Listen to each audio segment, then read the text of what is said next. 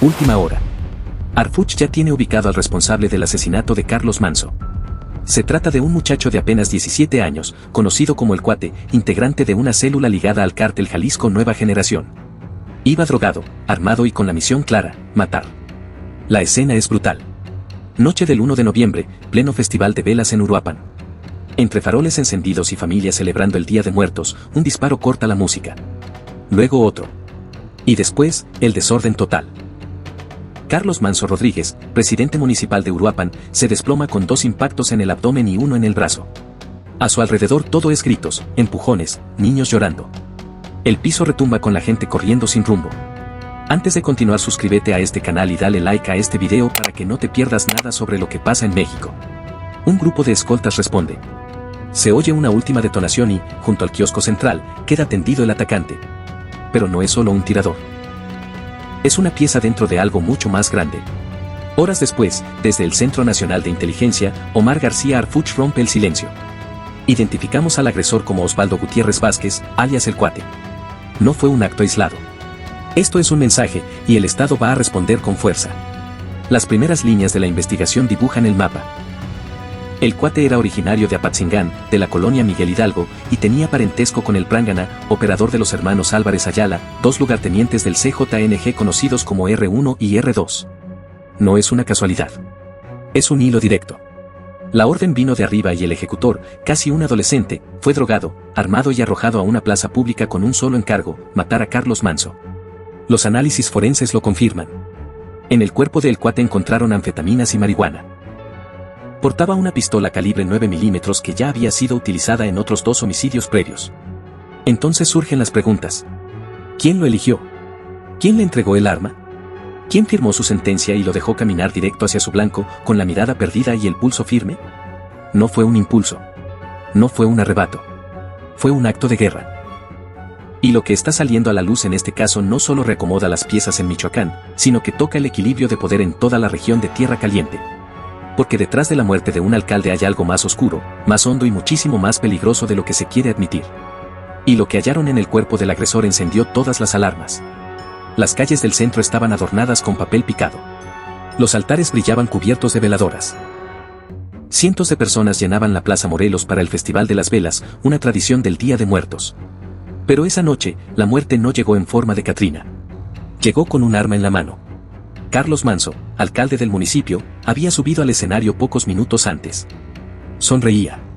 La banda empezaba a tocar un son huasteco cuando un joven delgado, con sudadera gris, se metió entre la multitud. Iba solo, avanzaba con decisión, sin cruzar la mirada con nadie. A las 8:10 de la noche, las cámaras del C4 lo registran por primera vez. Pasa por el lado norte de la plaza, se detiene un momento junto al jardín y, en vez de ver el altar, mete la mano al bolsillo y saca algo. Un testigo lo notó, pero no reaccionó. Pensé que era un celular, pero la forma era diferente y tenía los ojos como apagados. El sonido del primer disparo destrozó la música. Vinieron los gritos. En cuestión de segundos, lo que era un evento familiar se volvió una estampida. Madres cubriendo a sus hijos, abuelos buscando una salida, un niño llorando con las manos en los oídos. Carlos Manso cayó de espaldas. La sangre se mezcló con los pétalos de cempasúchil. Mientras eso sucedía, en la periferia se activaba un despliegue silencioso. La Guardia Nacional, presente como parte del equipo de seguridad del alcalde, reaccionó al instante. El atacante intentó huir, pero no llegó lejos. Lo abatieron a unos 15 metros del lugar donde cayó Manso. El ambiente cambió por completo. La noche se volvió pesada. El aire sabía a pólvora y miedo. Los fuegos artificiales quedaron congelados. Las velas se fueron apagando una tras otra. Y en medio del caos, algo no cuadraba. El agresor no llevaba identificación. No traía credencial. Pero su cuerpo hablaba. 12 tatuajes repartidos por todo el cuerpo. Un cráneo con el número 401, una Hello Kitty en el antebrazo, un corazón en el dedo anular, símbolos de pesos, figuras demoníacas, coronas, letras casi ilegibles. Lo que inquietó a los peritos no fue la cantidad, sino el orden. Cada tatuaje parecía un código. Cada marca, una clave. Un lenguaje interno usado en células de iniciación del CJNG. Y entonces llegó la pregunta clave. ¿Qué hacía un joven tatuado, drogado, sin identidad confirmada y con un arma vinculada a otros homicidios, dentro de un evento público, a unos pasos del alcalde? Lo que parecía un lobo solitario en realidad no había llegado solo. Las luces del festival bañaban la plaza como si fuera un altar viviente. Entonces apareció él, sudadera gris, capucha baja, pasos seguros. El cuate avanzaba sin titubeos. Su mirada estaba vacía, las pupilas dilatadas. Caminaba como alguien que ya no tiene regreso. Atravesó el jardín central sin fijarse en nadie. Llevaba el arma escondida en la cintura. Pasó junto a un grupo de jóvenes tomándose selfies. Uno de ellos lo recuerda con escalofríos. No parpadeaba. Parecía un muerto caminando. A las 8:12, la distancia entre él y el alcalde era de unos 5 metros. Se detuvo, inhaló profundo y sacó la pistola. 7 disparos en menos de 4 segundos. Las detonaciones rebotaron en las paredes de cantera. La música se cortó. Algunos cables soltaron chispas. Una madre gritó: «Tírate al suelo». Y el terror terminó de desatarse. Carlos Manso recibió 2 impactos en el abdomen y 1 en el brazo izquierdo. Se vino abajo de espaldas, con los ojos todavía abiertos, mirando hacia la mezcla de luces y sombras del escenario. Los escoltas de la Guardia Nacional tuvieron reflejos inmediatos. Uno se lanzó sobre el cuerpo del alcalde para cubrirlo. Otro localizó al tirador. El cuate intentó escapar, pero sus movimientos eran raros, torpes. Tropezó con una banca, giró mal y se dio contra una columna. Intentó levantar el arma otra vez, pero ya no le dio tiempo. Una última instrucción sonó por los radios: «Disparen». Y ahí mismo lo derribaron. A la vista de decenas de personas. Frente a niños. Frente a cámaras. Frente al altar del Día de Muertos. El lugar parecía sacado de una escena bélica. Gente tirada en el piso, policías gritando, voluntarios tratando de detener la hemorragia del alcalde, pétalos de flor de muerto pegados a la sangre caliente, el aire con sabor a metal. A las 8:17, una ambulancia rompe el cerco. Carlos Manso sigue con vida. Tiene los ojos cerrados, pero mueve los labios. Nadie sabe si reza, si pronuncia el nombre de su esposa o si se aferra a un último pensamiento. Lo suben a toda prisa, lo intuban y se lo llevan al hospital más cercano. Mientras tanto, los peritos se concentran en el cadáver del agresor. Uno de ellos se detiene al mirarle la cara. No llega ni a los 20. Es prácticamente un chamaco. No tenía cartera, ni teléfono. Solo sus tatuajes y una pistola 9 milímetros con el cargador vacío. Pero había algo más, una tarjeta de hotel arrugada en el bolsillo derecho del pantalón. Cuando fueron a revisar ese hotel, se toparon con la realidad: el cuate no había llegado solo. Carlos Manso Rodríguez no era un político cualquiera. Tenía 46 años. Primero comerciante, luego abogado y finalmente presidente municipal. Sobre todo, era papá de 2 hijas, esposo de Grecia Quirós y vecino de la colonia La Mora, donde aún le decían Carlitos cuando pasaba por su panadería de siempre. Apenas llevaba 10 meses en el cargo y ya acumulaba enemigos. No por desvíos ni escándalos de corrupción, sino porque le metió mano a intereses incómodos. Canceló acuerdos turbios. Intervino rutas que manejaban grupos criminales. Ordenó operativos en colonias pesadas como La Cedrera y Santa Rosa. Nunca pidió más escoltas. «No tengo miedo, la gente me cuida», solía decir. Pero la noche del ataque, la gente no pudo hacer nada. Cuando llegó al hospital, ya presentaba un cuadro de choque hipovolémico. Había perdido demasiada sangre. La bala que le entró por el abdomen perforó órganos vitales. Los médicos lucharon durante 45 minutos. Lo intentaron todo.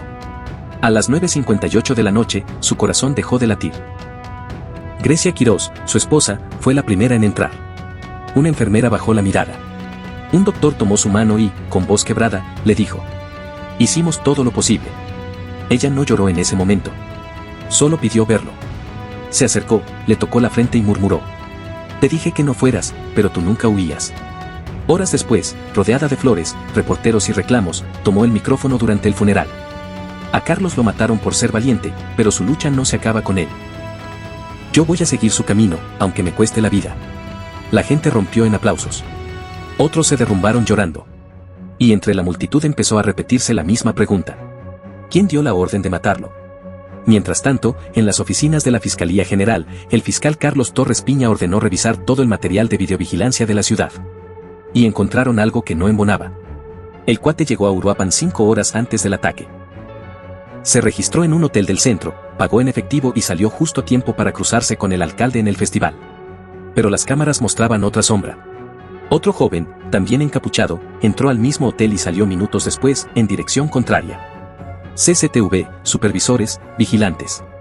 Las imágenes fueron enviadas al Centro Nacional de Inteligencia.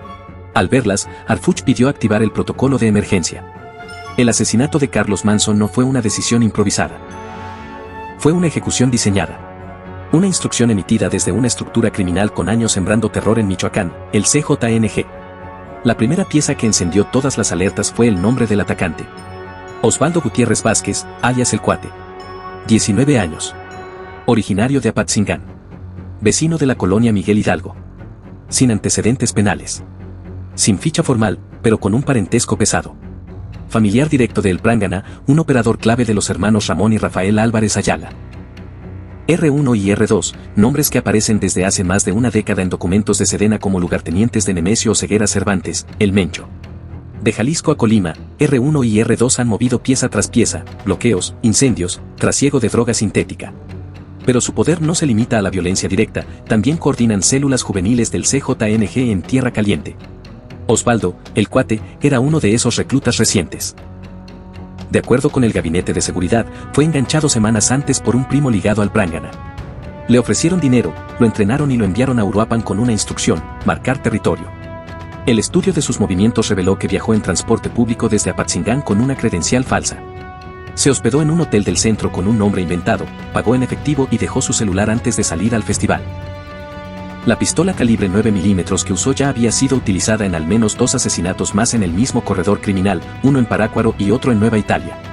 La lógica era perversa pero clara: usar a un joven sin historial, con lazos de sangre con el cártel, para que cumpliera la tarea y muriera después. Un soldado desechable. Pero había algo más. Tras las pruebas balísticas, el arma coincidió con un lote asignado previamente a una célula del CJNG ubicada en Colima, conectada de forma directa con la parte logística del R2. Y en los tatuajes de Osvaldo, los peritos encontraron 2 símbolos que no eran simples adornos. El primero, el número 401 dentro de un cráneo, código interno de iniciación para menores dentro del CJNG, una marca de ingreso, un sello de sacrificio. El segundo, una Halokery deformada, con una cicatriz en el rostro. Según inteligencia, ese diseño lo usan para identificar a quienes son programados para una misión única, como un dron humano, como una bala que camina. Durante las primeras 48 horas todo parecía resuelto. Tirador muerto. Arma localizada. Nexos con el cártel definidos. Pero algo seguía sin encajar. En conferencia, el fiscal Torres Piña soltó la frase que movió el tablero. Tenemos evidencia clara de que el agresor no actuó solo. Y entonces llegó el dato que cambió todo. En las grabaciones recuperadas del sistema de videovigilancia municipal se ve a otra persona 5 minutos antes del ataque. Lleva chamarra negra, gorra y mochila.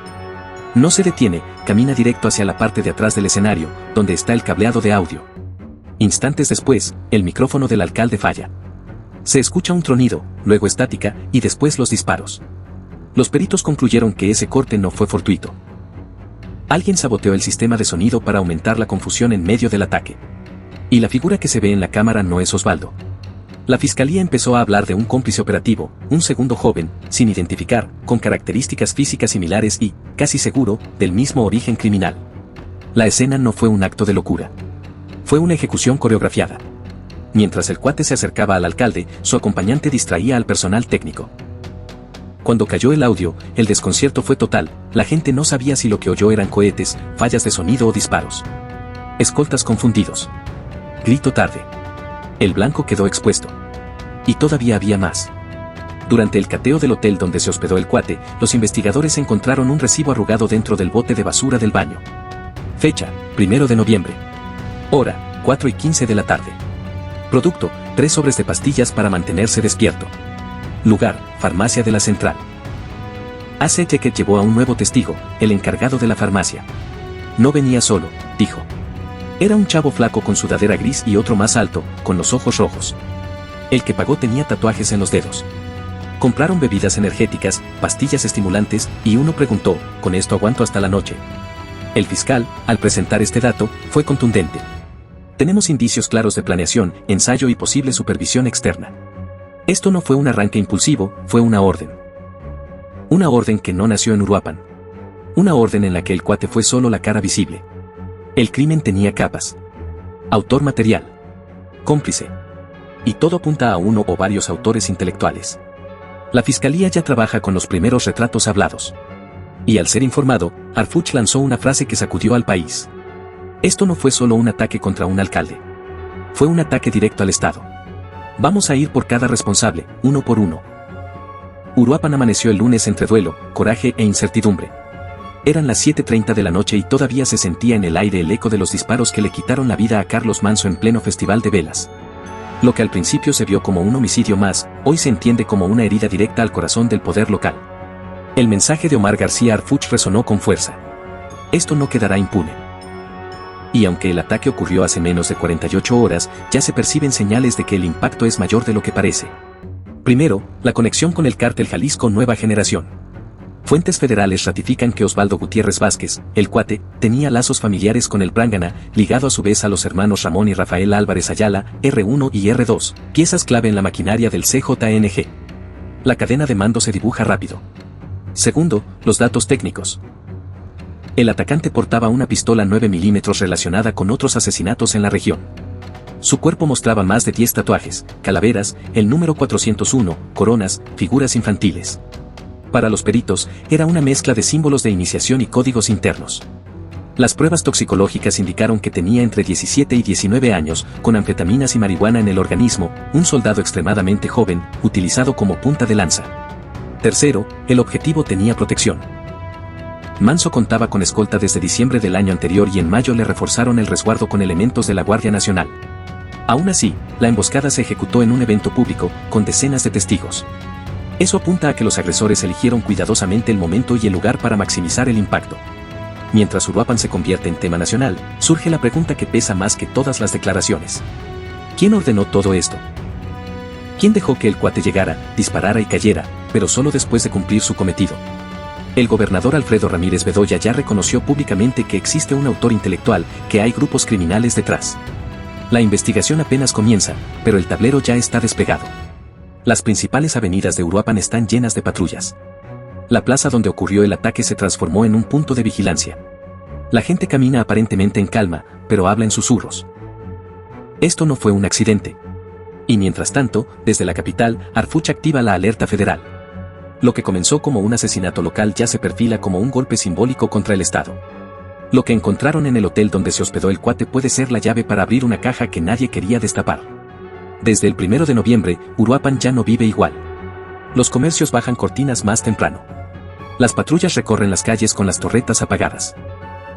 Los altares de Día de Muertos que antes se llenaban de pan y calaveritas, hoy tienen algo más encima, miedo. El asesinato de Carlos Manso no solo dejó un hueco en la presidencia municipal. Dejó una advertencia que recorre la ciudad. Nadie está completamente a salvo. La gente lo sabe. Por eso el silencio se ha vuelto la norma. En las mismas calles donde la semana pasada vendían pan de muerto, ahora se escuchan comentarios en voz baja. A ese chavo lo trajeron solo para matar. Ese mensaje vino de alguien muy pesado. No fue por dinero, fue por poder. Los rumores se multiplican. Con ellos, el terror. Porque aunque el tirador murió en el lugar, la verdad sigue suelta. Peor aún, nadie ha reclamado su cuerpo. Ningún familiar. Ningún amigo. Nadie ha ido a preguntar por Osvaldo Gutiérrez Vázquez. Como si su vida hubiera sido diseñada únicamente para terminar esa noche. Los forenses estimaron su edad entre 17 y 19 años. El estudio toxicológico fue devastador. Altos niveles de anfetaminas, THC y rastros de otras sustancias no identificadas. No estaba actuando en pleno uso de su voluntad. Estaba programado. Mientras la sociedad intenta procesar el golpe, el sistema de justicia empieza a llenarse de dudas. El fiscal Torres Piña confirmó que se abrió una carpeta por homicidio doloso y que la pistola que usó el Cuate ya fue vinculada a otros 2 asesinatos. La pregunta es obvia. ¿Quién puso esa arma en sus manos? El gobernador, en un intento por contener la presión social, prometió que el ataque no quedará impune y que se investigará la posible complicidad de más personas. Pero en el funeral, las promesas sonaban huecas. En medio de abrazos y lágrimas, una señora mayor se acercó a Grecia, la viuda, y le susurró al oído algo que varios escucharon. No dejes que lo borren. Que no lo maten 2 veces.